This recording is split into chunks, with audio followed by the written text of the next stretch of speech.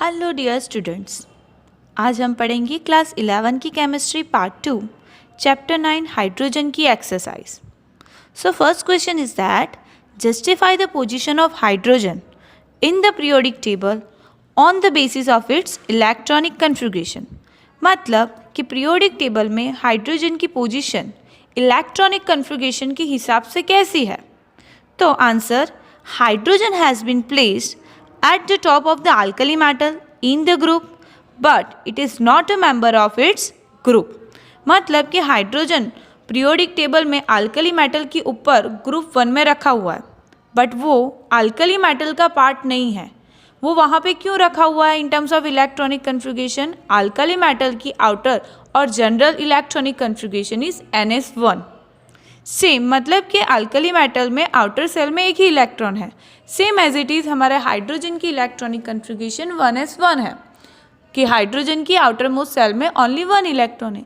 ये प्रॉपर्टी जो सिमिलर आ रही है in terms of electronic configuration, that's why hydrogen placed in the group 1 and top of the alkali metal.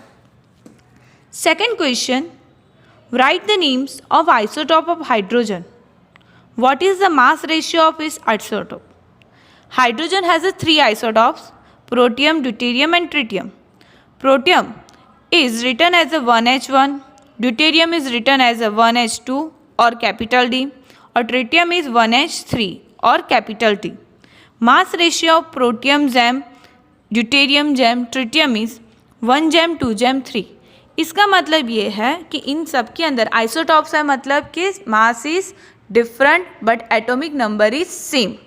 मतलब कि सबके अंदर उसका एटॉमिक नंबर क्या है? 1, बट मास रेशियो, मास कैसे निकाला जाता है? तो कि प्रोटॉन प्लस न्यूट्रॉन की वैल्यू। हम सबको पता है कि protium is similar as a hydrogen, कि जहाँ पे एक प्रोटॉन है बट न्यूट्रॉन नहीं है, that's why 1H1। But in deuterium 1H2 और कैपिटल डी, मतलब कि यहाँ पे एक प्रोटॉन और एक ड्यूटेरियम होगा। ट्रिटियम में क्या है भाई? 1H3 और कैपिटल ट्री, मतलब कि एक प्रोटॉन और 2 न्यूट्रॉन पाए जाएंगे। समझ में आया? Okay. Third question, why does hydrogen occur in a diatomic form rather then in a monoatomic form under normal condition. मतलब कि जनरल केस में हाइड्रोजन H2 के फॉर्म में, मतलब H2 मतलब डायटोमिक फॉर्म में क्यों दिखता है भाई? ओनली H के फॉर्म में क्यों नहीं दिखता? तो answer, in diatomic form the K cell of hydrogen is complete 1s2 and so it is quite stable। मतलब कि हाइड्रोजन को उसकी ऑक्टेट कंप्लीट करने के लिए एक ही इलेक्ट्रॉन चाहिए to reach the electronic configuration like helium. That's why वो क्या करेगा? अपने ही जैसे एक इलेक्ट्रॉन को ढूंढेगा, जो कौन मिलेगा? हाइड्रोजन।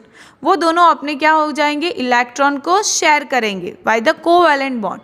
दैट्स वाई दोनों के सेटिस्फैक्शन होगा, के सेल ऑक्टेट पे चला जाएगा। That's why hydrogen atomic mono atomic में नहीं मिलता, हमें किस में? डायटोमिक फॉर्म में इन जनरल केसेस में मिलता है। Question number 4, how can the production of dihydrogen obtain from the gasification may be increased. मतलब कि डाइहाइड्रोजन कैसे कॉल गैस्ट्रिफिकेशन के लिए इंक्रीज होगा। The production of the dihydrogen in cold gasification can be increased by the reacting carbon monoxide present in the same gas with steam in the presence of iron chromate catalyst. With the removal of carbon dioxide, the reaction shift in the forward direction and thus the dihydrogen will be increased, which is shown in our chemical equation।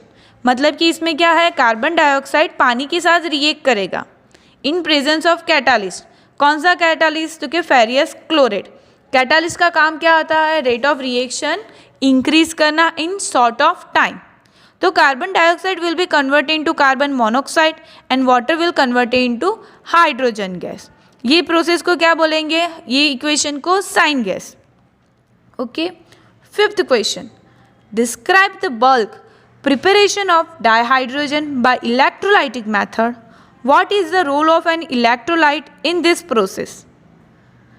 Answer, मतलब कि ये question ये कहना चाह रहा है कि dihydrogen की प्रिपरेशन में इलेक्ट्रोलिसिस की मेथड और इलेक्ट्रोलाइट का क्या इंपॉर्टेंस है। तो इन बल्क का मतलब होता है ज़्यादा क्वांटिटी। हम थोड़ी क्वांटिटी की बात नहीं कर रहे, अगर ज़्यादा क्वांटिटी है which is called as a bulk quantity. In bulk, hydrogen can be produced by electrolysis of acidified water using its electrodes. Electrolyte is added to increase the dissociation of water. Electrodes किसको बोलते हैं? तो कि cathode anode को हम क्या बोलेंगे? Electrode. यहाँ पे जो सॉल्यूशन भरा हुआ है इलेक्ट्रोलिसिस के लिए, तो पानी भरा है और उसको थोड़ा सा एसिडिफाइड कर दिया है. क्यों एसिडिफाइड कर दिया है? क्योंकि नॉर्मल कंडीशन में वो न्यूट्रल होता है. अगर स्लाइड एसिडिक होगा तो उसके अंदर इलेक्ट्रोलिसिस की प्रोसेस और इलेक्ट्रिसिटी कंटिन्यूसली फ्लो करेगी. That's why slightly acidic. अब क्या हो जाएगा? अब एनोड और कैथोड से हम इलेक्ट्रोलिसिस प्रोसेस स्टार्ट करेंगे तो वाटर का क्या हो जाएगा? डिसोसिएशन होना स्टार्ट हो जाएगा. तो वाटर किसके अंदर डिसोसिएट होता है? तो क्या हाइड्रोजन एंड ऑक्सीजन गैसेस के फॉर्म में, which is shown in our chemical equation. Okay, thank you. Like, share and subscribe our channel. We will meet soon.